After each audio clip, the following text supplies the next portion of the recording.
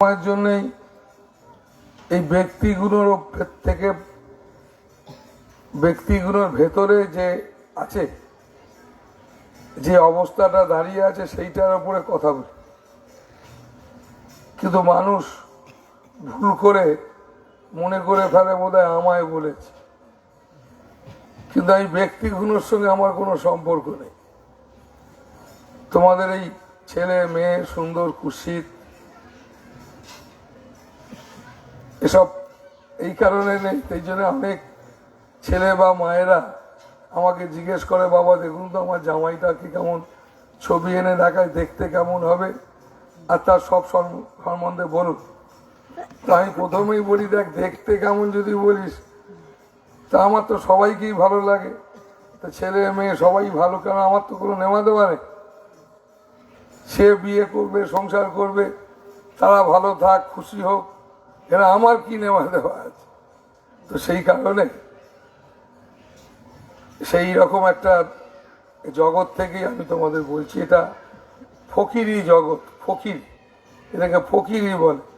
কেন তোমার অনেক টাকা, অনেক গয়না, তোমার অনেক নাম, অনেক পণ্ডিত, তুমি অনেক পড়াশোনা করেছো, এই সমস্ত জিনিস যা যা করেছো এগুলো সবই সমাজের কল্যাণের জন্য।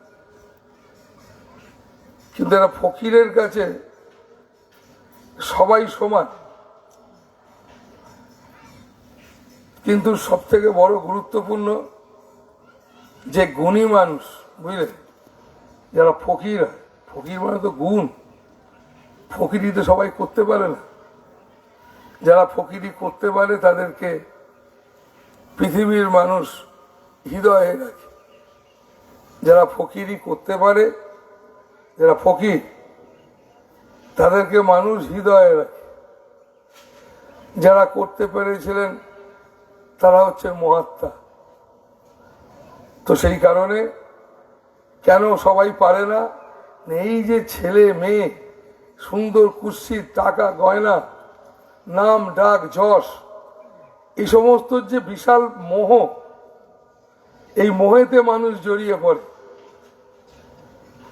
পড়ে মানুষ মানব জীবনের উদ্দেশ্য, আমাদের মহাপুরুষরা কি বলেছে জানো? মানব জীবনের উদ্দেশ্য হচ্ছে ঈশ্বর লাভ। তুমি এই জীবনে এই মানব জীবন ধারণ করেছো, এই সংসার করছো, যা করছো, এটা তোমার জীবনের উদ্দেশ্য না। তোমার জীবনের উদ্দেশ্য হচ্ছে ঈশ্বর লাভ, মানে নিজেকে জানা। এই নিজেকে জানাই হচ্ছে মানুষের জীবনের একমাত্র উদ্দেশ্য। কিন্তু মানুষ এই উদ্দেশ্যটা ভুলে যায়। এই ছেলে মেয়ে সংসার, এর মধ্যে থেকে মানুষকে উদ্দেশ্যটা মনে রাখতে হয়। তাই তো সংসার, এখানে সারও আছে, সঙ্গও আছে। কেমন? সকল কিছুর মধ্যেই সার জিনিসটাকে ধরে রাখতে হয়। যারা ধরে রাখতে পারে তাদের জীবন ধন্য হয়।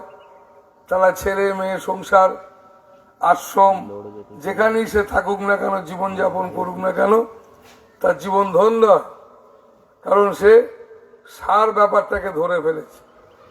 তো সার ব্যাপারটাকে ধরে যদি কেউ ফেলে তাহলে সেই সারের গভীরে পৌঁছবার চেষ্টা করবে।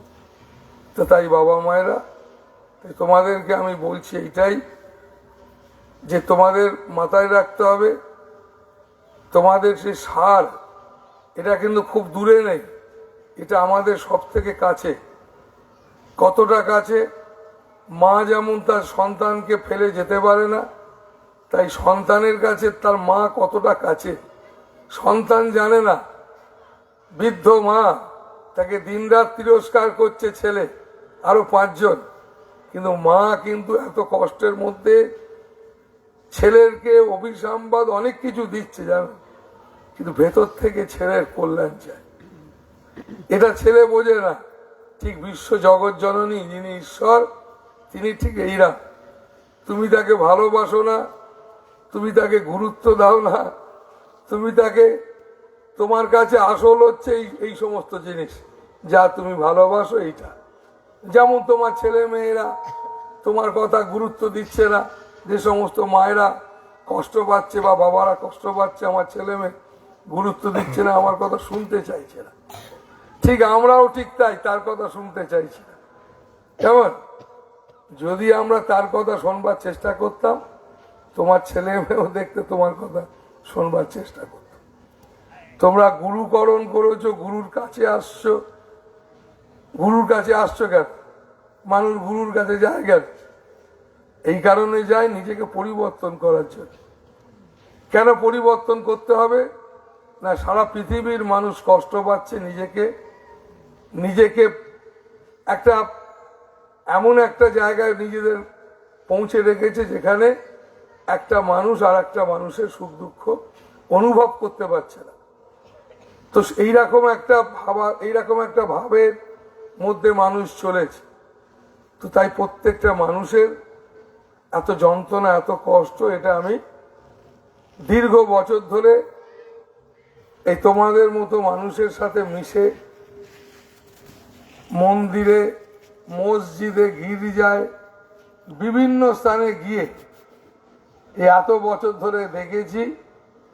এই যারা তাবিজ কবচ পরে, এক গাদা তাবিজ কবচ পরে হাত দেখিয়ে বাড়িতে এ পুজো সে পুজো যজ্ঞ হোম করে একবারে বাড়িতে 3 বার ঘরে রং করতে হচ্ছে, 3 বার 3টে হোম, বুঝলেন?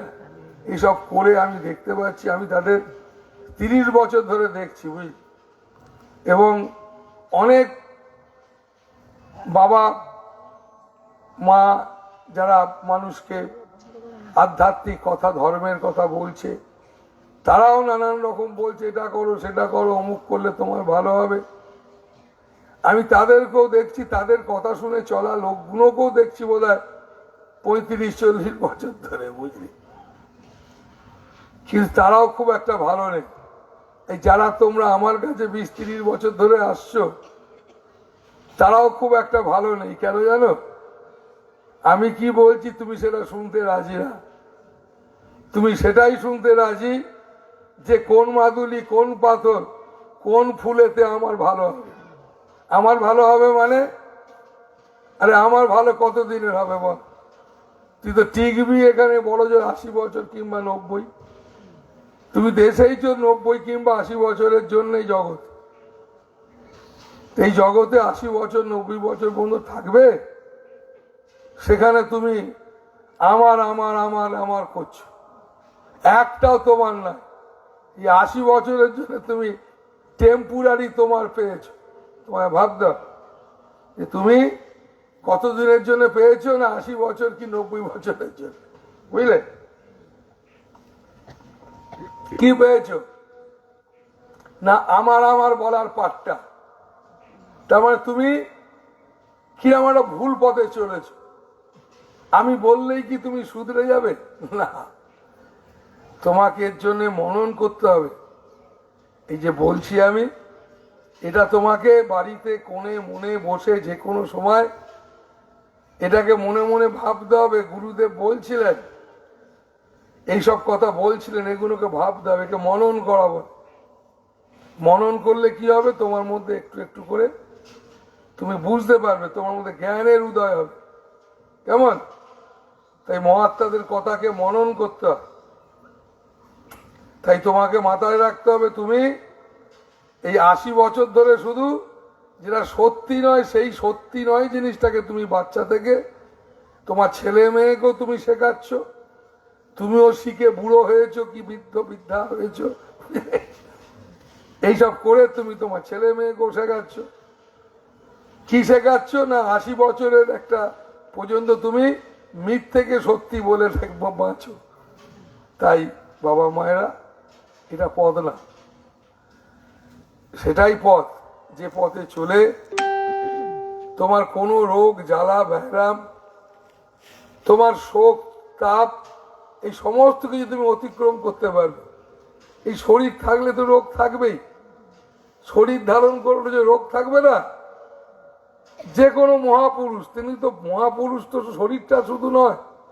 ওরে বাবা, শরীরটার ভেতরটাই তো আসল। আমাদের ভেতর, সবার ভেতরগুলো কামিনী কাঞ্চনে আসক্তিতে ভরা। আর যারা মহাপুরুষ, মহাত্মা, গুরু, তাদের ভেতরটা ঈশ্বরে ভরা, পরমাত্মা দিয়ে ভরা। তাই তাদের ভেতরটা সাধারণের ভেতরটা এক না। তাই তাদের শরীরে তো তাদের শরীরে তো জ্বর জ্বালা ব্যাধি আসে, শরীরের ধর্ম। কিন্তু এটা মাথায় রাখতে হবে, আমরা শুধু শরীরটা নই, আমাদের জীবনের উদ্দেশ্য শুধু এই শরীর কেন্দ্রিক হয়ে থাকা না।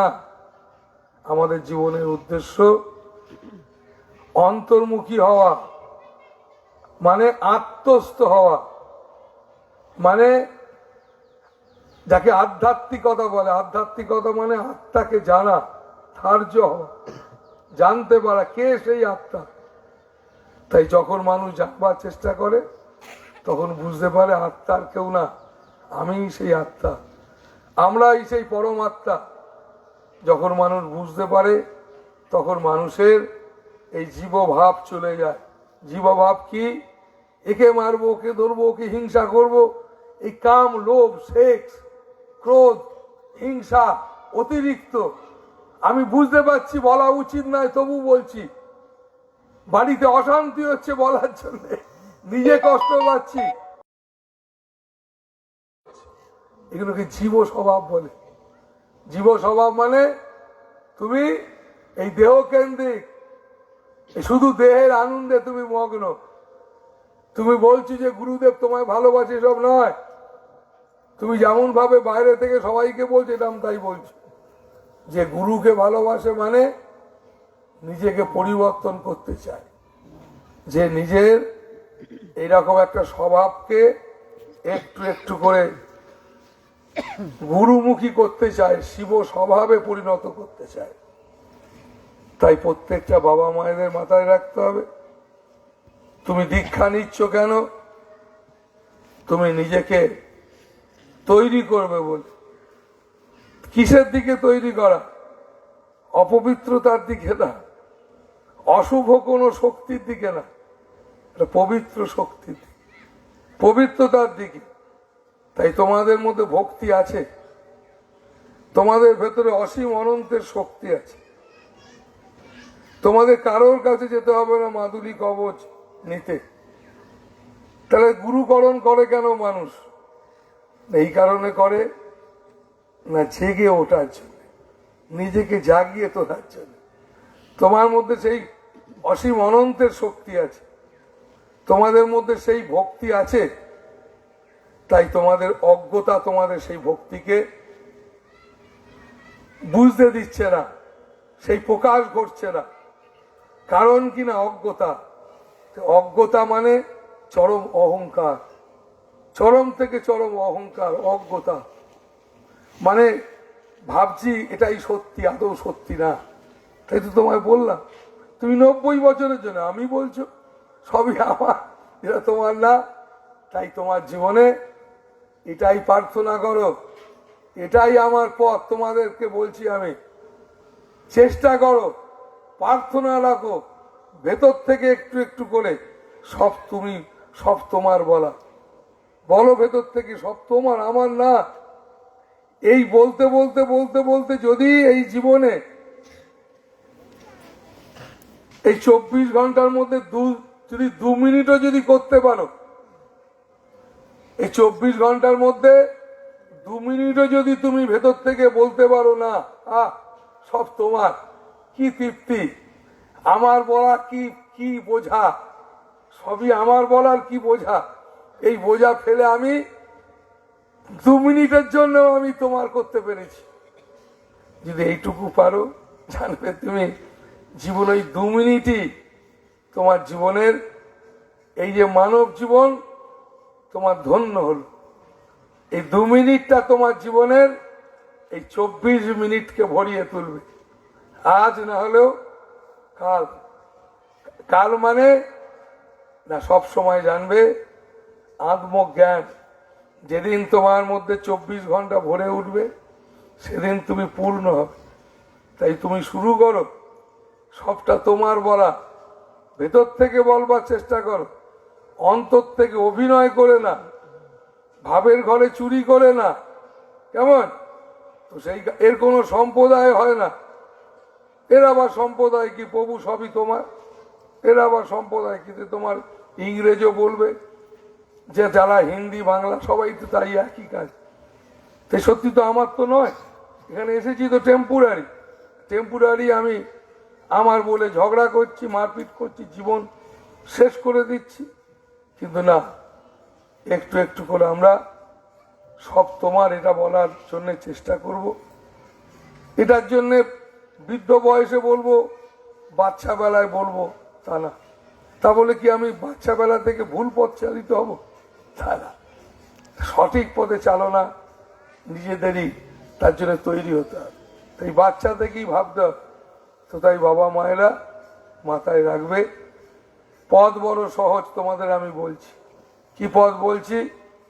এই পথই বলছি যে তোমাকে প্রচুর শুনতে হবে, তোমাকে অনেক শুনতে হবে, ভালো চর্চা করতে হবে, স্বামী স্ত্রী ভালো চর্চা করতে হবে, বন্ধুরা বসে ভালো চর্চা করতে হবে, চর্চাটা ভালো হতে হবে।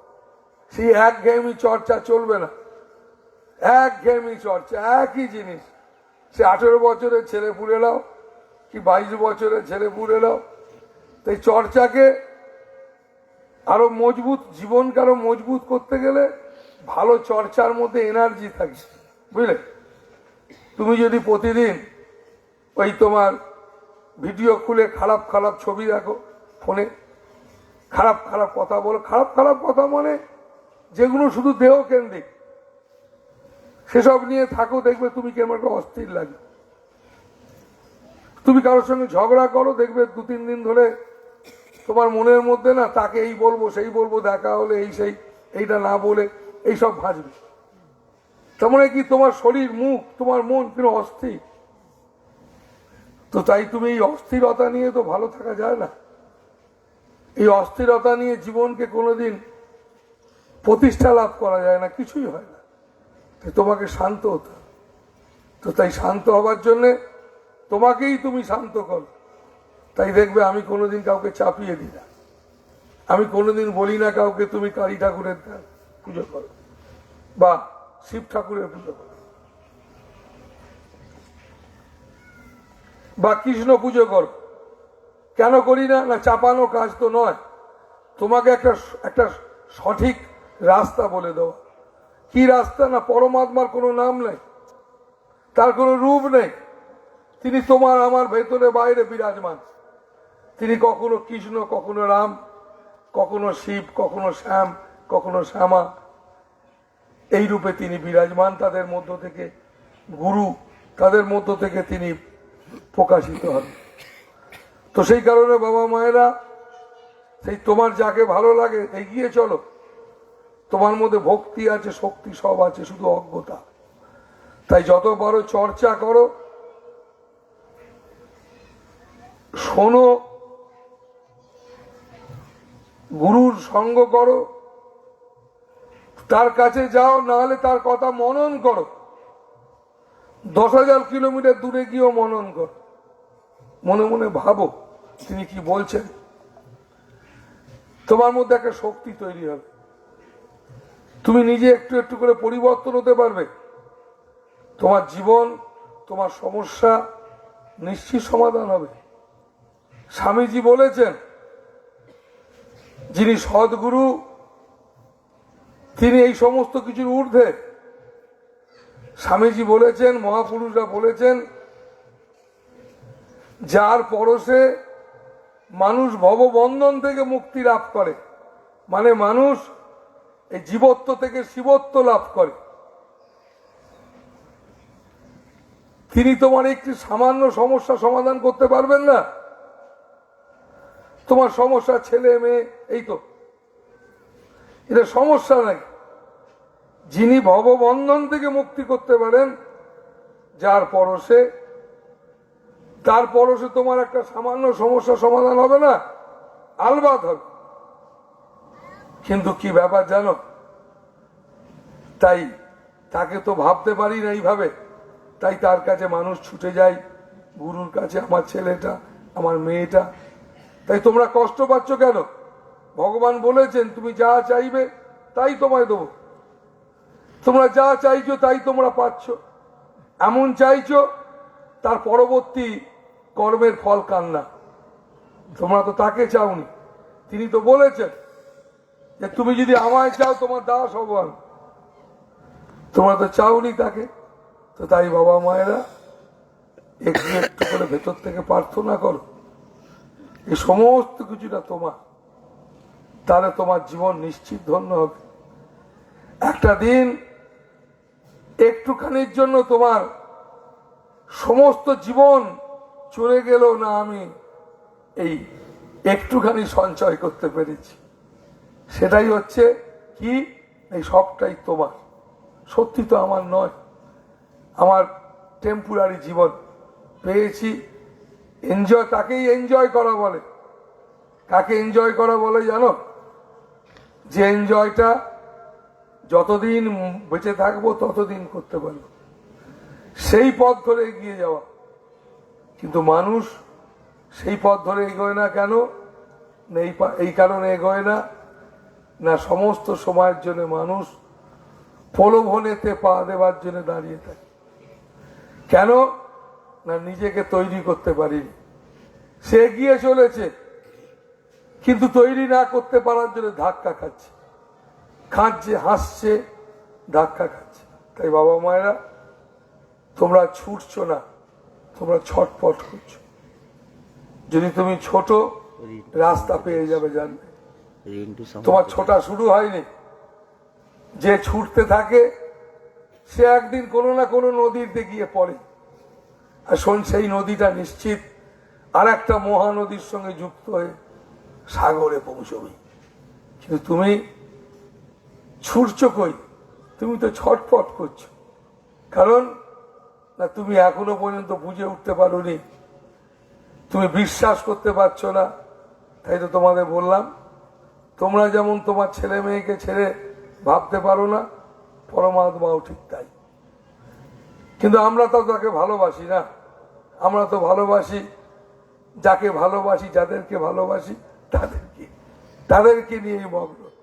তো তাই বাবা মায়েরা দেখো, তোমরা এত কথা শুনছো আমার, যেখানেই যেখানে যাই প্রচুর বাবা মায়েরা আসে, মানুষ হাজির হয়। মানুষ যদি বলে যে বাবা আপনাকে এই এত মানুষ ভালোবাসে না, না আমি তো বলবো ভালোবাসি, তোমরা সবাই ভালোবাসো। এই ভালোবাসাটা তো হবে না। তুমি যদি ভালো থাকতে চাও তাহলে এই ভালোবাসাতে হবে না। তাহলে তোমাকে কোন ভালোবাসা চাই? গান শোন।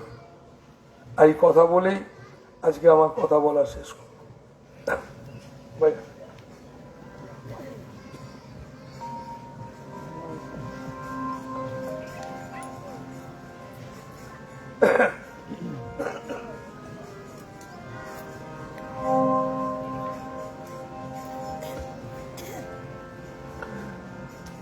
ভালোবাসা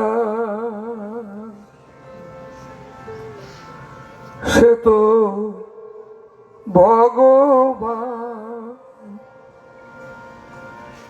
তাই সে সবারে ভালোবাসে। তুমি বাসো কি না বাসো, তাতে কি তার যায় আসে? ভালোবাসা, এই মাইকে ঠিক কর, বেশটা দেবে বাবু। ভালোবাসা ভগবান, সূর্যের মতো। তুমি তাকাও আর না তাকাও, আলো তোমাকে দেবে, বুঝলে? তাই ফকিরি জীবন, গুরু, তুমি যতই বলো না কেন ভালোবাসি, আমি তোমায় একবারও বলবো না তুমি ভালোবাসো না, তুমি বাসো। কিন্তু আমি তোমায় বলবো ভালোবাসা এই কারণে ভগবান, সে নেওয়া দেওয়ার বাইরে। ভালোবাসি কেন না, তুমি ভালো তাই তো ভালোবাসি। কেমন ঠাকুর বলেছিলেন, রামকৃষ্ণ ঠাকুর জিজ্ঞাসা করেছিলেন ভগবানকে ভালোবাসিস কেন? যারা উপস্থিত ছিল তারা বলেছিল তিনি আলো দেন, জল দেন, এ দেন, সে দেন। দেন বলে ভালোবাসিস, না দিলে ভালোবাসতিস না। তাই বাবা মায়েরা, ভালোবাসা সে তো ভগবান, তাই সে সবারে ভালোবাসে। তুমি বাসো কি না বাসো, তাতে কি তার যায় আসে। ভালোবাসা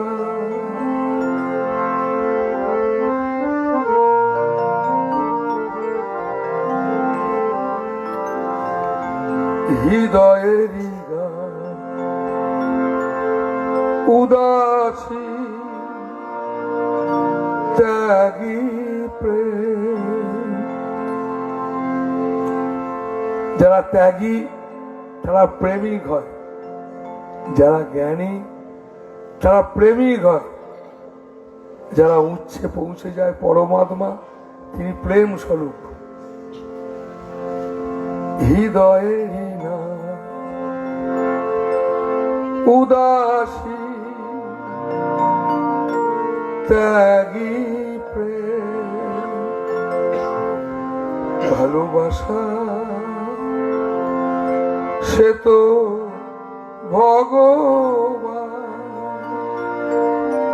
তাই সে সবারে ভালোবাসে।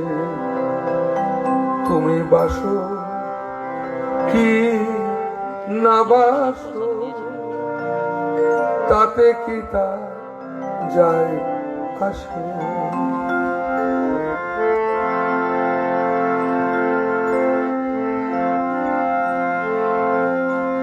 চরণটা বিশ্ব জোড়া, হাসিতা হৃদয় ভরা। চরণটা বিশ্ব জোড়া, হাসিতা হৃদয় ভরা। ভালোবাসা সে তো ভগবান,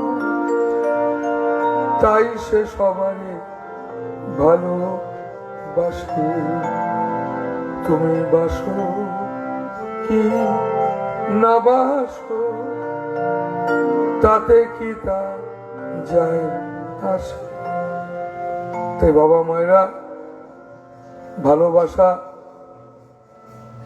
মাকে মা বলে ভালোবাসতে গেলে বই পড়তে লাগে না, এটা আছেই। তাই তোমাদের মধ্যে এটা আছে। শুধু গুরু মহাত্মা তাদের কাছে গেলে এটা জেগে ওঠে। তাই বাবা মায়েরা, আমাদের সন্তান হতে হবে, মা তো আছেনই।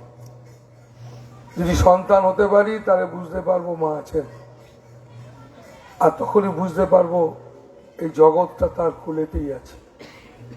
আর যতক্ষণ না পারবো ততক্ষণ আমরা দুঃখ কষ্ট করেই যাব।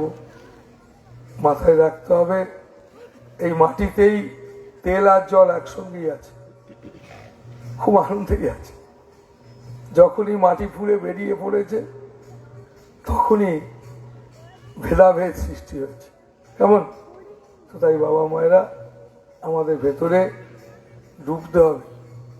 গভীরে যত পৌঁছবো ততই বুঝতে পারবো ছেলে মেয়ে আলাদা কিছু না। ততই বুঝতে পারবো আরো গভীরে গেলে এই জগৎ সংসারটা ভারী সুন্দর। শুধু আমরা কি করেছি জানো? বাচ্চা থেকে তোমরা যা দেখছো সব নিজেকে বাদ দিয়ে দেখছো। তুমি যা দেখছো সব নিজেকে বাদ দিয়ে, তাই নিজেকে বাদ দিয়ে দেখছো বলে এত যন্ত্রণা। তাই একটু একটু করে যদি নিজেকে দেখবার চেষ্টা করো, এটাই সত্যি, এটাই পথ। তাই তোমাদের বললাম, খুব চর্চা করবে, মনন করবে, আর প্রত্যেক দিন সুন্দর করে একটু করে ধ্যান দেবে। প্রত্যেক দিন ধ্যান দেবে। ধ্যান দিতে হয়, ধ্যান দিলেই ধ্যান হয়। আর যাকে ধ্যান বলে তাহলে কি হয় না, চর্চা মনন, এতে জ্ঞান তৈরি হয়, গুরু সঙ্গে জ্ঞান তৈরি হয়। আর তাহলেই তুমি তোমার অস্থিরতাকে, তোমার ছুটে বেড়ানো না করে ছটপটানিকে তুমি ধীরে ধীরে ধীরে শান্ত করতে পারবে নিজেই, এবং তুমি এগিয়ে যেতে পারবে। ভালো থাকো বাবা মায়েরা, একটা ইচ্ছা তৈরি করো, শুধু একটা ইচ্ছে চাই, আমি সবটা তোমার, এটা বলতে চাই, ভেতর থেকে বলতে চাই। এটা তোমার ব্যক্তিগত ইচ্ছা। তোমার জীবন ধন্য হোক, ভালো থাকো। হরি ওম বাবা মা, হরি ওম।